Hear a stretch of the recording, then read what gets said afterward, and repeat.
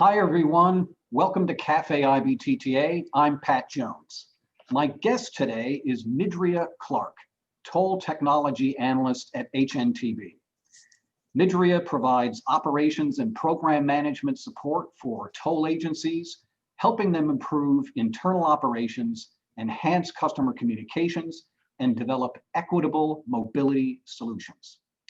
Aligned with her longtime passion for diversity, equity, and inclusion, Mydria also serves as HNTB's Northern California Business Diversity Liaison. In this role, she coordinates business outreach and mentoring efforts and fosters relationships with local, small, and disadvantaged business enterprise firms for potential teaming opportunities. Mydria serves on the IBTTA Task Force on Diversity, Social, and Racial Inclusion, and is an active member of the WS San Francisco Bay Area chapter. She enjoys collaborating with others to raise awareness about diversity and to develop and implement best practices that foster a culture of inclusion and belonging within the industry. Mydria, welcome to Café IBTTA. It's great to have you with us. Thank you, Pat. It's really great to be here, and I'm really excited to talk about the work we're doing with the IBTTA Task Force and to launch our new book club. Excellent. Well, this is Café IBTTA, where we drink coffee and talk about issues that are interesting, relevant, and uplifting and fun. And shout out to HNTB, Mydria's employer, for sending me this nice mug, out of which I'm drinking my coffee today. Thank you so much. And also, a shout out to Anna Willett, IBTTA's Meetings and Special Projects Manager. Anna has been involved in our office move, serving as the help desk coordinator for our virtual conferences, handling the post-meeting surveys for all our meetings, supporting the Toll Excellence Awards Committee, and much more. Thank you, Anna, for all you do. Well, this is membership renewal time. We sent the membership renewal packets out by email on Monday. If you're the main IBTTA contact for your organization, you should have received your packet by now. If you have any questions, please contact Terry Langford. Also, there is a 2021 membership renewal page on our website featuring videos by these two guys, Samuel Johnson and Mark Compton, our current and incoming president. If those two guys don't make you want to renew your membership in IBTTA, you need to have your head examined. They've got great messages, and I hope you'll go out and check it out. Thanks to all our members for all your support throughout the year. We really appreciate everything that you're doing. And thanks to all the platinum sponsors listed on the banner over my shoulder. Well, we are taking your questions. Use the chat function and select all panelists and attendees. And we want to get you started right away. So in the chat function, type one word or phrase that describes your feelings about being in a book club. All right? Use all panelists and attendees, type one word or phrase that describes your feelings about being in a book club. All right, let's see what we have here. Excited, slow reader. Yeah, me too, me too. Fear, do we actually have to read the book? Yuck, intrigued, mind expanding. Ebook, please. Crazy. Let's see, are there cliff notes? Well, we'll see about that. New adventure, boring, looking for Oprah. Interested, but worried about time. Let's see, something in characters that I can't understand. Anxiety, good reason to drink wine. Yes, I agree. Social, no idea. Fun. All right, so we have a lot of opinions about being involved in a book club, and I think we'll get to talk about them in a little while. But first, Mydria, I want to talk about you. Like a lot of people, you took a winding path to get involved in the toll industry. Tell us about that. How did you find yourself in the tolling industry? That is a great question. I had spent about 13 years in marketing departments at different AEC firms. And during that time, we put together proposals and present org charts that really lacked diversity. And so for a while, I spent a lot of time advocating for diversity and trying to make more diverse teams. But I got to a point where A, I wanted to try something new, and B, I wanted to be the change I wanted to see on those org charts. And so going into transitioning from marketing to a project-based role, I will be able to add diversity to those org charts. And also add more diversity to the industry as a whole. All right, cool. Now, as I mentioned in your introduction, you've been involved in the San Francisco Bay Area chapter of WTS for some time, but you're a relative newcomer to IBTTA. Tell us how you got involved in IBTTA. Yes, so I do want to mention that I just joined the tolling industry last year. I had seen how some of my colleagues had gotten into the industry without having that technical background, and so I thought it was an easy transition for me. I heard about IBTTA from my colleagues at HNTB. In our internal website, there were always announcements about people making presentations at IBTTA conferences. And so I knew that this was the premier organization to join if I wanted to learn more about the tolling industry. I had signed up for the technology conference back in April, but unfortunately that was canceled due to COVID-19. And I know a lot of people say that these in-person conferences offer great networking, but for me, the virtual environment has been amazing. My first encounter with IBTTA was actually through Café IBTTA. And I attended the first session and I have attended religiously ever since. I think I've only missed about 3 sessions. And I also participated in the virtual meeting. And what I like about the whole virtual environment for IBTTA is that after every webinar or event, I always reach out to the panelists or the speakers and create a connection. And I think it's a lot easier to do it that way than to have to vie for someone's attention at an in-person conference. And so that's how I've been involved so far.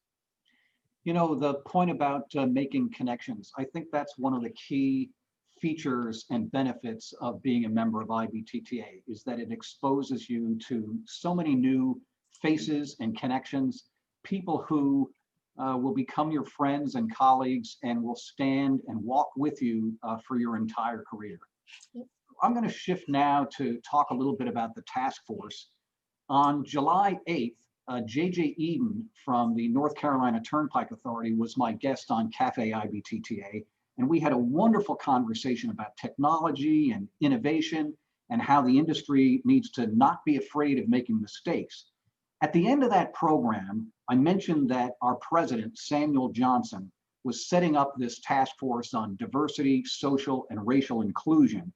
And I said, if you're interested in getting involved, please write to me. Well, immediately, I received an email from you, Mydria, that said, count me in. So talk to me about that. What was going through your head at the time? What's your motivation to be involved in this task force on diversity, social, and racial inclusion? Pat, I've had a passion for diversity, equity, and inclusion since middle school. The topic is really part of my core being. And so therefore, I immediately perk up whenever I hear those words, and I'm always ready and willing to join any committee that involves diversity or inclusion. I just have to make sure that I don't overcommit myself and get involved in too many things. Throughout my career, I have started or participated in diversity committees or organized diversity-related activities in the workplace. And in the past few years, as you mentioned, I've been in WTS. And in those past few years, I've been a leader in the chapter's Diversity and Inclusion Committee. And we've had great success making our organization and our programs and our industry more inclusive. So when I heard about the IBTTA task force, I saw it as a great opportunity for me to take lessons learned and share some best practices from WTS and to reach a larger audience. I was also very compelled by the fact that our president, Samuel Johnson, insisted that the task force have a specific focus on anti-racism for the first year. I find that sometimes diversity committees skirt around the issue of race, which it's counterintuitive, but they skirt around that issue. And I was excited to be part of a group that is committed to examining the issue of race. You mentioned Samuel Johnson, and he is in the house. He writes, "Way to step up, Mydria, and thank you for your contributions." Thank you. And this gives me an opportunity to remind you that we are taking questions. We encourage you to use the chat function and select all panelists and attendees. Please feel free to ask your questions at any time. And I'm going to turn now to the topic of the book club. So there are 4 working groups in this task force on diversity, social, and racial inclusion, and one of them has to do with the book club. So Mydria, tell us, what are we reading and what's this book club going to be all about? All right. So the book club is part of our Enlightenment subcommittee. I chose this book for 2 reasons. First, I think it's a fundamental text for anyone who wants to learn more about racism in America and how systematic racism came to be. I think Kendi does an amazing job of providing definitions for the words that we often encounter when we have discussions about race. Secondly, this book is, I believe this book is very approachable. And here's what I mean by that. The title is bold and it can be daunting for some people. And I've heard that books about racism may make some people, particularly white people, feel as though they are under attack or being unfairly blamed for racism. But this book doesn't do that. In the beginning of the book, Kendi admits that he is racist. And I think that the fact that a Black man is confronting his own racist behaviors and beliefs helps break down a barrier for some people and makes it okay for everyone to examine their own racist beliefs and behaviors, which is why I think it's approachable. So, you know, I've been reading the book as well in preparation for this book club, and I have to say that it is incredibly eye-opening. The features of the book that you mentioned about a Black man recognizing his own racism really opened my eyes.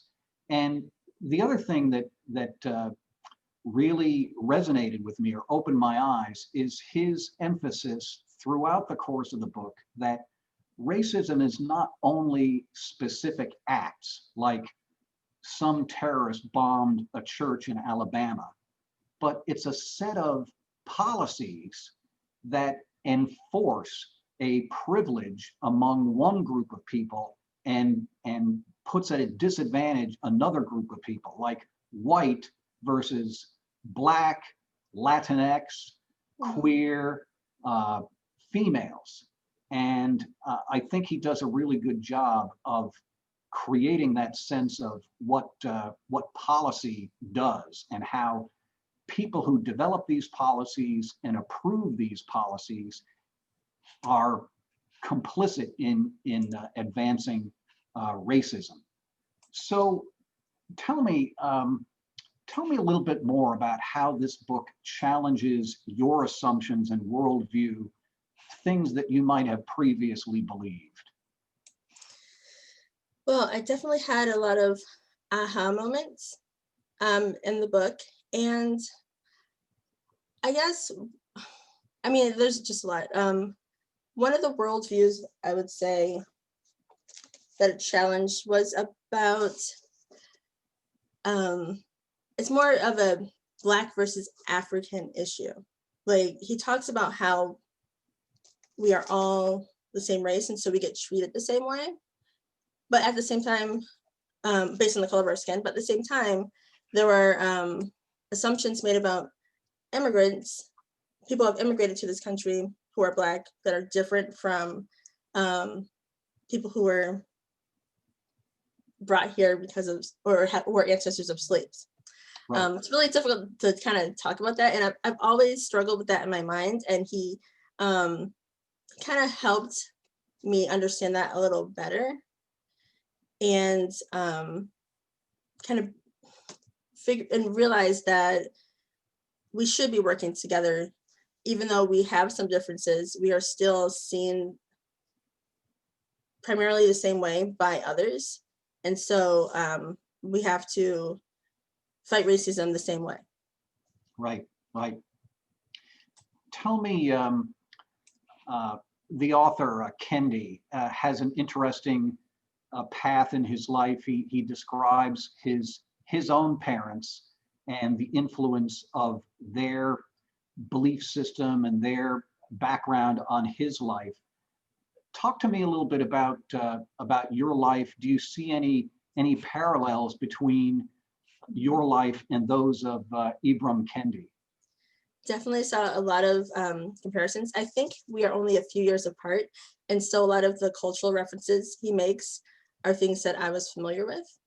But also, as far as upbringing, my family definitely wanted me to attend the best schools to give me the best opportunity in life, and that you can see that in the book as well.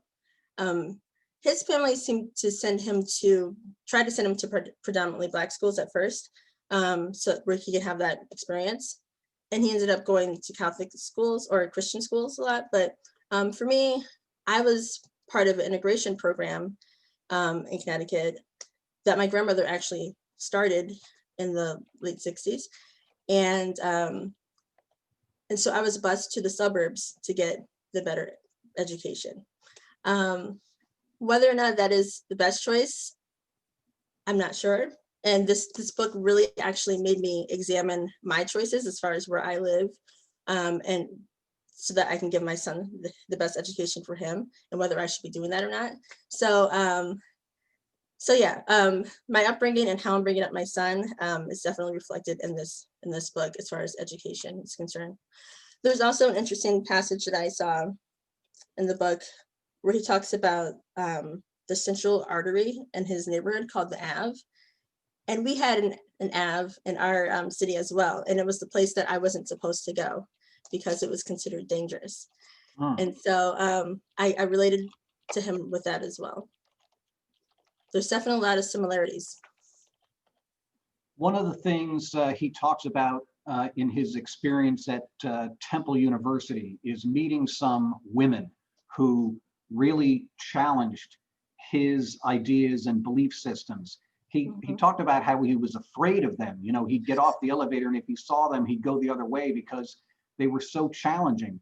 But he also describes them as mentors. And I wonder if you could talk a little bit about mentors and people who have served that function in your life, in your professional and personal life.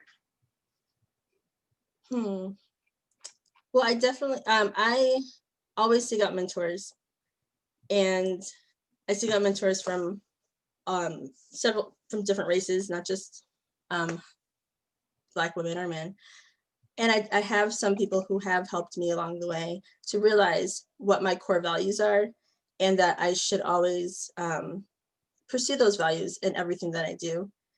And that is also why I joined tolling, actually. I know there's a lot of equity work or affordability programs in the tolling industry that I can work on, and those directly link to my passion for diversity.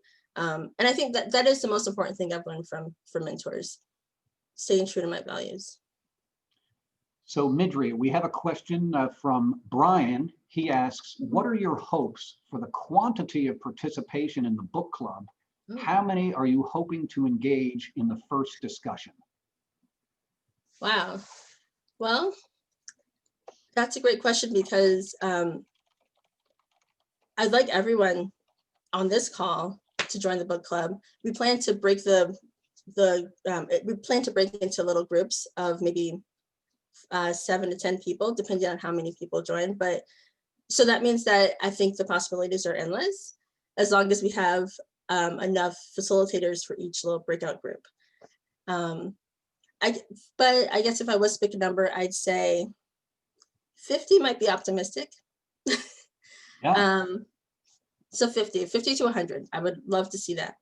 So a lot of people may have participated in book clubs in the past, and we had some comments at the beginning when I asked, tell us about your feelings about being involved in a book club. Somebody said yuck, but somebody said they were excited and hopeful and all that kind of thing. I think people would really like to understand, how is the book club going to work? I see a question here about that. How's it going to work? And if you could talk about that, that would be helpful. Sure. We're going to have our first session on November 19th. Yes. And what we'll do is we'll send out an invitation very soon so you can sign up, and you have a few weeks to read the book, and we'll get together as a group. Everyone who has registered for the book will have a first introductory session, or at the beginning of the club, we'll talk about ground rules, that it's a safe space, that everything that we talk about is confidential, and we are not representing our firms or organizations, we're representing our own thoughts. And so we set that stage, and then we'll have some opening remarks, and then break into breakout groups so that we can have a more intimate discussion about the book. There will be a discussion guide provided to each group to keep them on track. And really, I really just want to encourage discussion, whether they talk about the questions or not. But in the end of the discussion, what I want people to take away are actions that they can take. Because it's one thing to have awareness about racism or anti-racism, but you have to take that awareness and do something with it. And so my hope is that at the end of each session, we come away with some actions that we can take. Also, what I want to mention is this book is very long and it's very heavy. And so what we've decided to do is break it up into 4 different sessions. So we'll focus on 6 chapters at a time.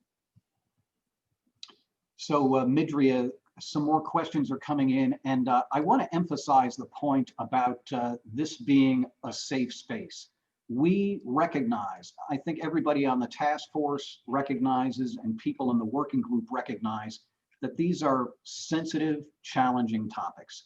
And we want to create a safe space where people will not feel guilty or accused for things that they say. This is an opportunity for people to learn and come to a better understanding of what being a racist is and how to be an anti-racist. Here's a question from Chelsea Davis. What does inclusion mean to you in the workplace, and how do you see agencies benefiting most from being inclusive? To me, inclusion means giving people the opportunity to have a seat at the table. And that means a seat at the table at the upper levels of management at an organization. I used to think that it meant adding more seats around a tiny table, or that people would have to be taken off the table to add others. But really it means getting a bigger table and adding more seats around it, because the more diverse voices you have and include at those higher levels, the more you can transform your firm and be successful. Research shows that the more inclusive a company is, the more successful they are.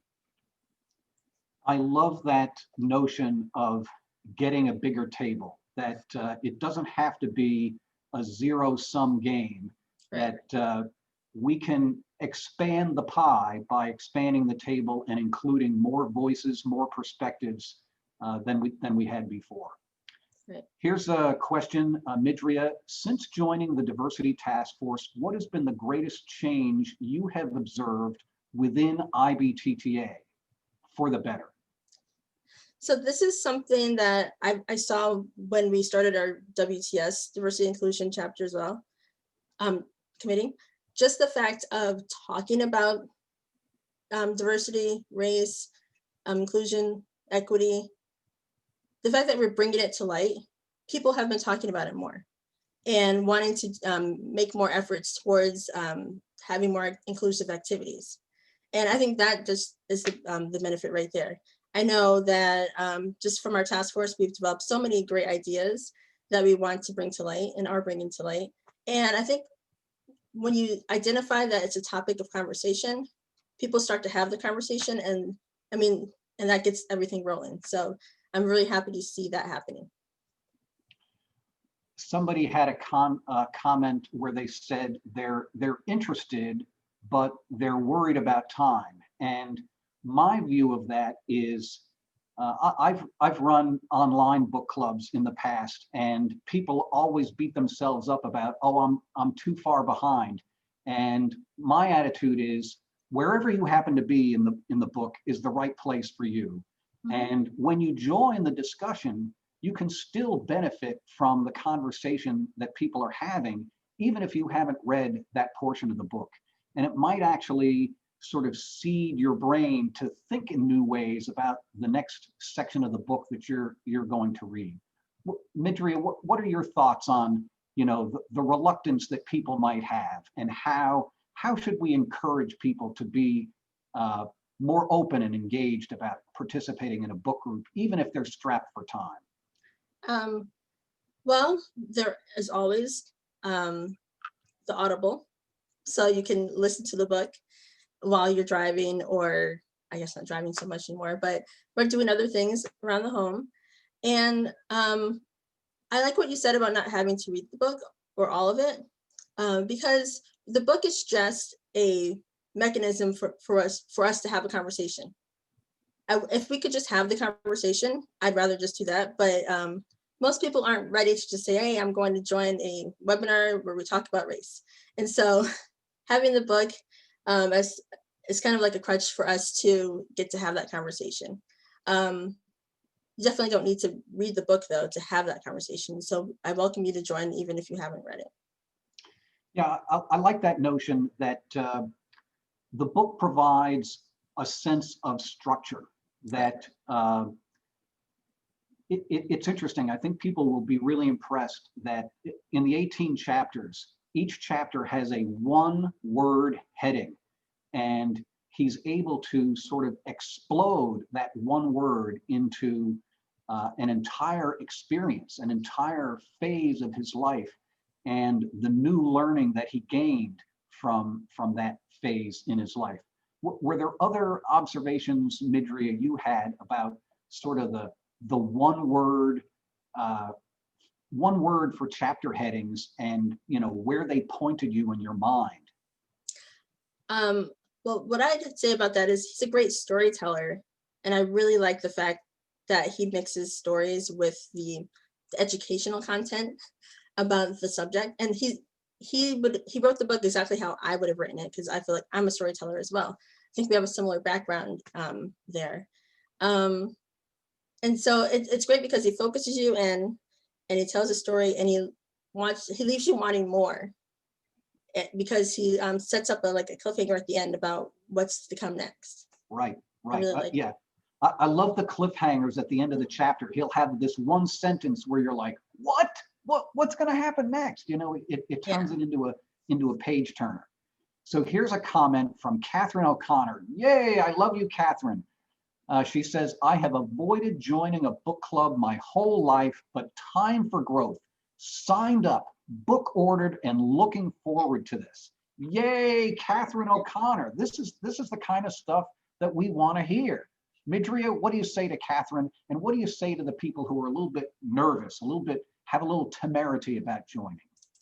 I say thank you, Catherine. I really look forward to talking to you. And for everyone else, right now, I feel like everything happens for a reason. And we are in this moment for a reason. You are on this Café IBTTA call to hear about this book club, because this is where you are supposed to be right now. And hopefully this encourages you and inspires you to join the book club, because right now is a really, it's a great time in our society, and to talk about this issue.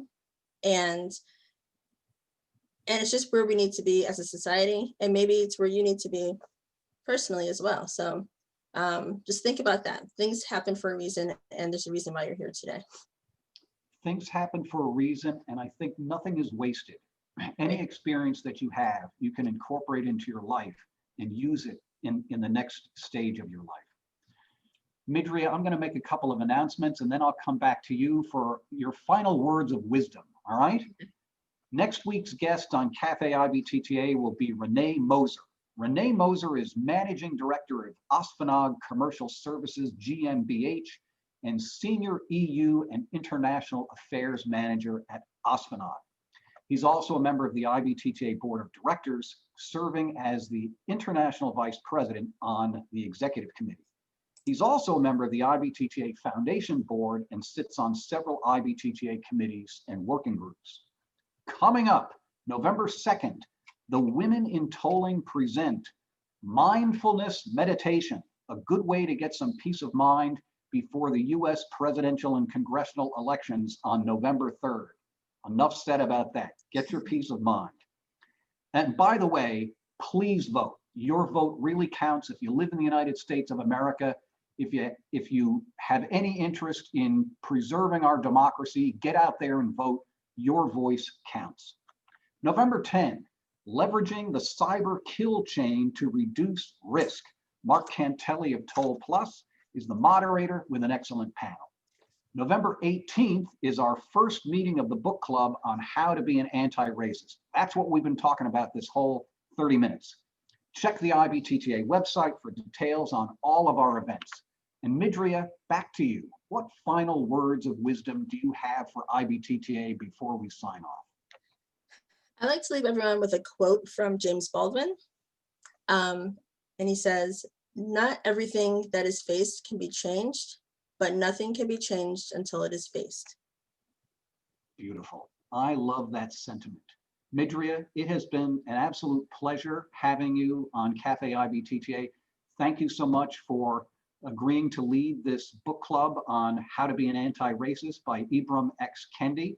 And I encourage everybody who's listening to my voice to join the book club. Our first meeting is on November 18th. Again, Mydria, thank you so much. To IBTTA members, thanks for joining us today. Be safe, keep in touch, and we'll see you down the road. Thanks, everybody. Thanks, Pat. Thanks, Mydria.